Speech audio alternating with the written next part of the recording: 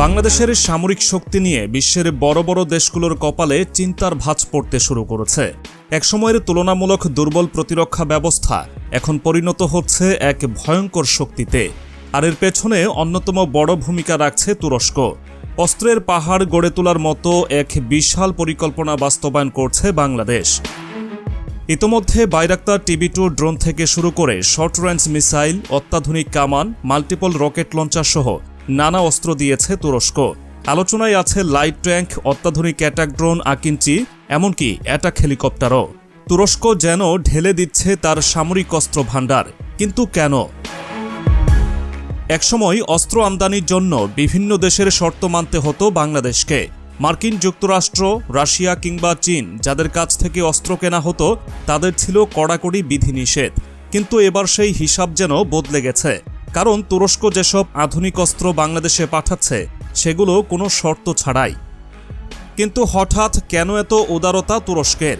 Erdogan কি শুধুই বন্ধু হিসেবে বাংলাদেশকে সাহায্য করছেন, নাকি এর পেছনে আছে আরও গভীর কোনো পরিকল্পনা? বিশ্ব রাজনীতির এক নতুন মোড়ে দাঁড়িয়ে আছে বাংলাদেশ। চারপাশের দেশগুলো যখন নিজেদের সামরিক শক্তি বাড়াচ্ছে, তখন বাংলাদেশও যেন নিজের অবস্থান শক্তিশালী করছে। আর এই পরিবর্তনের মূল কারিগর হিসেবে উঠে আসছে অন্তর্বর্তীকালীন সরকারের প্রধান উপদেষ্টা ডক্টর মোহাম্মদ ইউনূসের নাম। হ্যাঁ, সেই ডক্টর ইউনূস, যিনি এতদিন পরিচিত ছিলেন একজন অর্থনীতিবিদ এবং নোবেল বিজয়ী হিসেবে। কিন্তু এখন তিনি জড়িয়ে গেছেন সরাসরি সামরিক কূটনীতির খেলায়। তার সঙ্গে এরদোয়ানের বৈঠকগুলোই ইঙ্গিত দিচ্ছে বাংলাদেশের সামরিক শক্তির পেছনে এখন তিনি অন্যতম প্রধান কুশীলব। আন্তর্জাতিক গণমাধ্যমের তথ্য অনুযায়ী ডক্টর ইউনূস ক্ষমতায় আসার পরপরই এরদোয়ানের সঙ্গে কয়েক দফা বৈঠক করেন।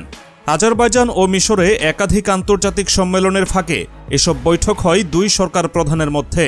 এসব বৈঠকের পরই দ্রুত গতিতে সামরিক চুক্তি বাড়তে শুরু করে। তুরস্ক থেকে আসা সামরিক সরঞ্জামগুলোর মধ্যে অন্যতম হল ভয়ঙ্কর বাইরাক্তার TB2 ড্রোন। এই ড্রোন বিশ্বের যুদ্ধক্ষেত্রে এক নতুন বিপ্লব ঘটিয়েছে। এটি এতটাই শক্তিশালী যে আর্মেনিয়া আজারবাইজান যুদ্ধ থেকে শুরু করে রাশিয়া ইউক্রেন যুদ্ধ পর্যন্ত প্রতিটি সংঘাতে এর ভয়াবহ ধ্বংসযজ্ঞ দেখা গেছে। এই ড্রোনের সবচেয়ে বড় বৈশিষ্ট্য হল এটি শত্রুর রাডার ফাঁকি দিতে পারে এবং নির্দিষ্ট লক্ষ্যে নিখুঁতভাবে আঘাত হানতে পারে। কানাঘুষা চলছে বাংলাদেশে এই ড্রোন তৈরির কারখানা স্থাপন ও প্রযুক্তি ভাগাভাগি করতে চায় তুরস্ক। সম্প্রতি এই ড্রোন ভারত সীমান্তে মোতায়েন করেছে বাংলাদেশ, এমন দাবি করে ভারতীয় মিডিয়াগুলো নিজেদের দেশে হইচই ফেলে দিয়েছে। শুধু তাই নয়, এবার বাংলাদেশ পেতে চলেছে তুরস্কের স্বল্প পাল্লার ভয়ঙ্কর মিসাইল সিস্টেম।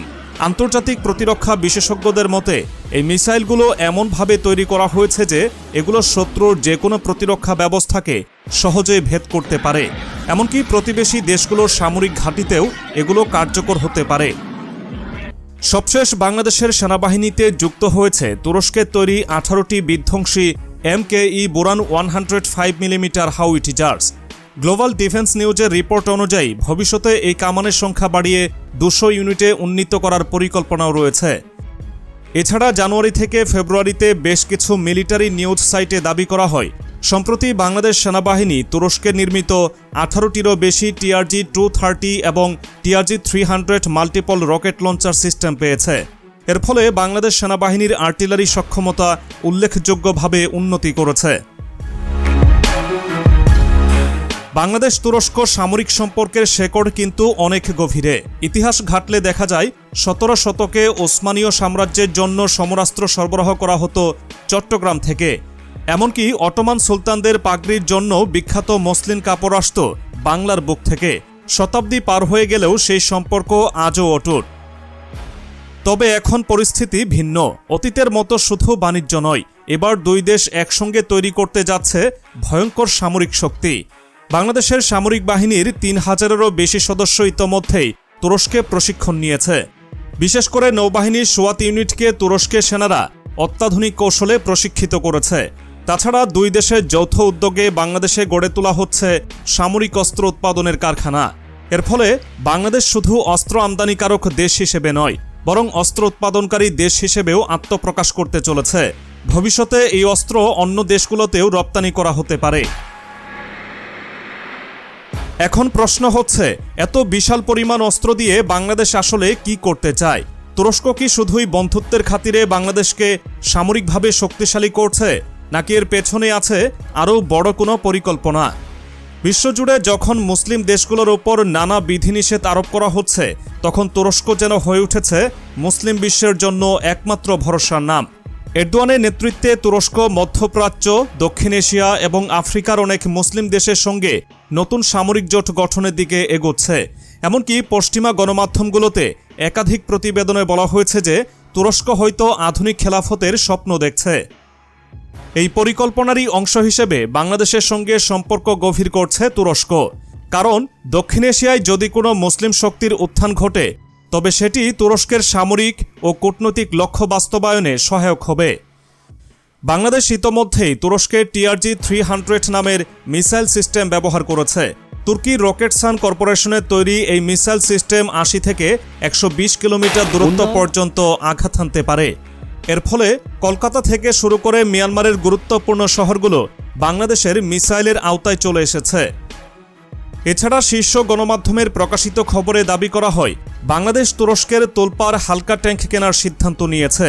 ভারতীয় সংবাদ মাধ্যম ইন্ডিয়া টুডে ভারতীয় সীমান্তে ড্রোন মোতায়েনের পর বাংলাদেশ কেন তুর্কি 26 ট্যাঙ্ক কিনতে চায় এমন সংবাদ প্রকাশ করে, যদিও তা বাংলাদেশ অফিসিয়ালি অস্বীকার করেছে। তবে এটি এমন একটি ট্যাঙ্ক যা বাংলাদেশের ভূপ্রকৃতির সঙ্গে অত্যন্ত উপযোগী। তুলনার জন্য বলা যায়, পশ্চিমা দেশগুলোর ভারী ট্যাঙ্কগুলোর ওজন যেখানে 70 টনের বেশি, সেখানেই হালকা ট্যাঙ্ক মাত্র 35 টনের। ফলে এটি কাদামাটি বা জলাবদ্ধ এলাকায়ও সহজেই চলতে পারে। তুরস্কের এই সাহায্য কি নিঃস্বার্থ, নাকি এর পেছনে লুকিয়ে আছে কোনো বড় পরিকল্পনা?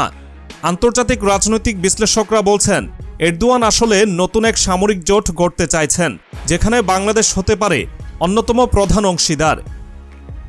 তবে প্রশ্ন থেকেই যায়, তুরস্ক কেন এতটা আগ্রহ দেখাচ্ছে বাংলাদেশকে সামরিক শক্তিতে পরিণত করতে? বিশ্ব রাজনীতির বিশ্লেষকরা বলছেন, এটি নিছক সামরিক জোট কিংবা অস্ত্র বাণিজ্যের অংশ নয়, বরং এর পেছনে রয়েছে সুদূরপ্রসারী ভূরাজনৈতিক কৌশল। কারণ দক্ষিণ এশিয়ার ভূরাজনীতি এখনও বহুমুখী উত্তেজনার কেন্দ্রস্থল। একদিকে চীনের ক্রমবর্ধমান প্রভাব, অন্যদিকে ভারত মিয়ানমারের মতো আঞ্চলিক প্রতিদ্বন্দ্বীদের সমীকরণ। এই পরিস্থিতিতে তুরস্ক চায় বাংলাদেশ যেন আঞ্চলিক রাজনীতিতে আরও শক্তিশালী হয়ে ওঠে। বিশেষ করে ভারত ও মিয়ানমারের সঙ্গে ভবিষ্যতে যদি কোনো সংঘাতের পরিস্থিতি তৈরি হয়, তাহলে তুরস্কের আধুনিক সমরাস্ত্র বাংলাদেশকে দেবে এক নতুন মাত্রা। আর এখানেই নতুন করে উঠে আসছে অন্তর্বর্তী সরকারের প্রধান উপদেষ্টা ডক্টর মোহাম্মদ ইউনূসের কূটনৈতিক দক্ষতা। আন্তর্জাতিক মঞ্চে তিনি সবসময় ছিলেন প্রভাবশালী, আর এবার সেই প্রভাব কাজে লাগিয়ে বাংলাদেশকে দিচ্ছেন এমন এক সামরিক শক্তি যা এর আগে কখনো কল্পনাও করা হয়নি। এরই মধ্যে বাংলাদেশে তুরস্কের প্রতিরক্ষা বিশেষজ্ঞদের আনাগোনা বেড়েছে। সামরিক প্রশিক্ষণ ও যৌথ মহড়ার পরিকল্পনাও চূড়ান্ত পর্যায়ে। এছাড়াও সামাজিক যোগাযোগ মাধ্যমের কানাঘুষা চলছে তুরস্কের তৈরি আলতাই ব্যাটল ট্যাঙ্ক, যা বিশ্বে অন্যতম সেরা, সেটিও বাংলাদেশে আনার বিষয়ে আলোচনা চলছে। শুধু তাই নয়, তুরস্কের আকিঞ্চি ড্রোনও বাংলাদেশের সামরিক বাহিনীতে যুক্ত হতে পারে। আর এই ড্রোনের ক্ষমতা, এটি একাই পুরো একটি শত্রু শিবির গুড়িয়ে দিতে সক্ষম। বাংলাদেশের নৌবাহিনীর জন্য তুরস্ক যে বিশাল সামরিক পরিকল্পনা করছে, সেটিও কম চমকপ্রদ নয়। বিভিন্ন গণমাধ্যমের বরাতে জানা গেছে, বাংলাদেশকে অত্যাধুনিক ফ্রিগেট ও করভেট যুদ্ধজাহাজ সরবরাহের বিষয়ে তুরস্ক আগ্রহী। বর্তমানে বাংলাদেশ নৌবাহিনী দ্রুত আধুনিকায়নের পথে এগোচ্ছে এবং তুরস্কের এই সমর্থন সেই লক্ষ্যকে বাস্তবায়ন করবে আরও দ্রুত। তুরস্কের প্রেসিডেন্ট এরদোয়ান বহুবার বলেছেন, তিনি চান মুসলিম দেশগুলো একসঙ্গে এগিয়ে যাক, বিশেষ করে প্রতিরক্ষা খাতে। এরই ধারাবাহিকতায় তুরস্ক সামরিক শক্তিতে পরিণত করেছে পাকিস্তান, আজারবাইজান এবং কাতারকে। এবার সেই তালিকায় যোগ হচ্ছে বাংলাদেশ। এই পরিস্থিতিতে বাংলাদেশের কৌশল কি হওয়া উচিত? আন্তর্জাতিক অঙ্গনে বাংলাদেশ এখন যে অবস্থানে রয়েছে, তাতে তুরস্কের মতো শক্তিশালী সামরিক মিত্র পাওয়া নিঃসন্দেহে বড় একটি অর্জন। তবে এর পাশাপাশি কূটনৈতিকভাবে ভারসাম্য বজায় রাখাটাও গুরুত্বপূর্ণ। কারণ বাংলাদেশ তুরস্কের এই সামরিক সম্পর্ককে ভালো চোখে দেখছে না অনেক দেশ, বিশেষ করে ভারত। তাই সামরিক শক্তিতে এগিয়ে যাওয়ার পাশাপাশি কূটনৈতিক মঞ্চেও বাংলাদেশকে খেলতে হবে অনেক হিসেব করে। তবে একথা নিশ্চিত, বাংলাদেশ যে সামরিক শক্তির এক নতুন অধ্যায়ে প্রবেশ করছে তা আর কোনো সন্দেহ নেই। অদূর ভবিষ্যতে বাংলাদেশ শুধু দক্ষিণ এশিয়ার শক্তিধর দেশ হিসেবেই নয়, বরং একটি আত্মনির্ভরশীল সামরিক শক্তি হিসেবে আত্মপ্রকাশ করবে। আর এই পথচলায় তুরস্ক যে অন্যতম প্রধান ভূমিকা পালন করছে তা ইতিহাসের পাতায় স্বর্ণাক্ষরে লেখা থাকবে। প্রিয় দর্শক, আপনার কি মতামত? বাংলাদেশ তুরস্ক সামরিক সম্পর্ক কি দেশের জন্য আশীর্বাদ নাকি নতুন কোনো কৌশলগত চ্যালেঞ্জ? আপনার মতামত জানাতে ভুলবেন না।